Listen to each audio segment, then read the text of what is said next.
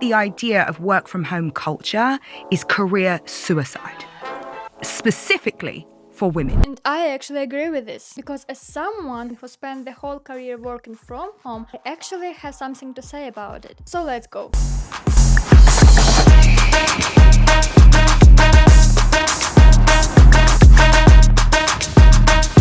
Before we continue, subscribe, like this video, and tell me in the comments below where you work from. Office, home or hybrid, and what are your thoughts on it? Working from home isn't just killing your social life, it might be quietly killing your career trajectory. From proximity bias to the death of the office watercolor moment, we might be trading long-term growth for short-term comfort. But what if a freedom we want is actually a trap? Why I listen to EmmaGrede. EmmaGrede is a self-made billionaire and a ruthless operator in business.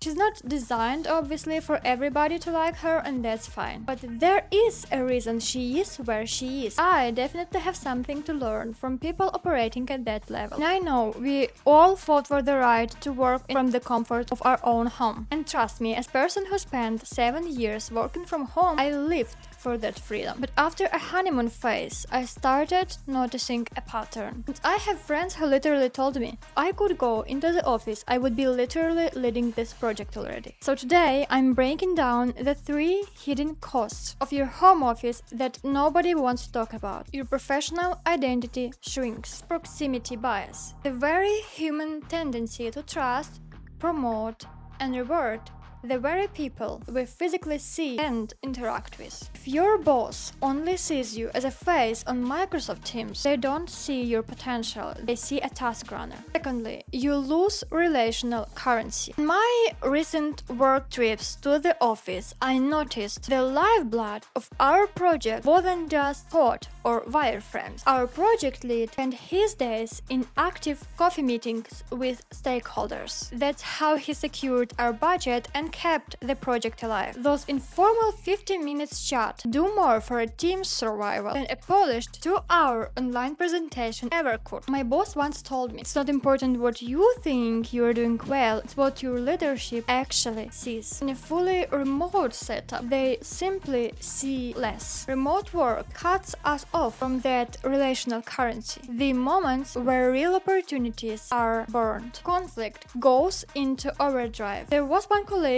I constantly clashed with. Every email felt passive-aggressive. Our digital emotions were always at hand, but the moment we met in real life, the tension just evaporated. Thing is, the screen strips away empathy, body language and tone, and leaves you with a high-stress version of a conflict that often doesn't even exist in real life. The information gap and visibility. There's another piece nobody likes to admit. When you're fully remote, you simply have less information about what's really happening. The potential projects you could join, the changes on the project, the changes in strategy, the informal feedback. You miss a lot of it. I once heard my boss say, "You guys have no idea what's going on." And he was right, because we weren't there. Especially for an introvert, it's so easy to turn your camera off, do your task, and disappear. If you really want something bigger, influence, leadership, creative control, you have to be present. You have to increase your visibility. That doesn't mean selling your soul to office politics. It means understanding that presence is the part of the job. I learn from my mistakes. If there is one thing I'm taking from my UX career into my interior design one, it's this. Success isn't just about the work you do, also about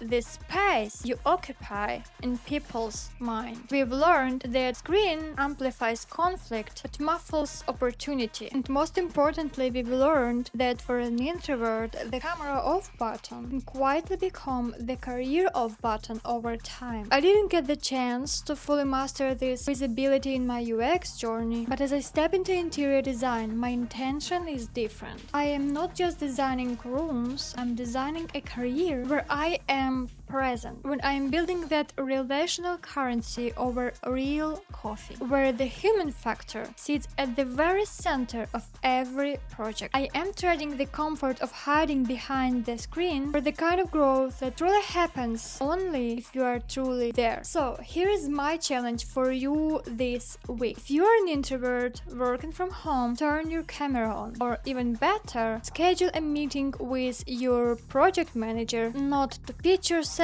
not to pitch something else, just to connect and listen. Start closing that information gap before it quietly closes in on you. Because remember, visibility isn't vanity, it's the infrastructure of your value. If this resonated with you, I would love for you to subscribe and join this channel. We are navigating this huge career pivot into interior design together, and I'm sharing every unfiltered lesson I learned along the way. I want to hear from you in the comments. Have you ever felt like your digital emotions were way higher than they would be in real life? Let's talk about the reality of the remote work versus the human factor. Thanks for being a part of this journey. I'm so happy to see you here, and to the next one. Bye!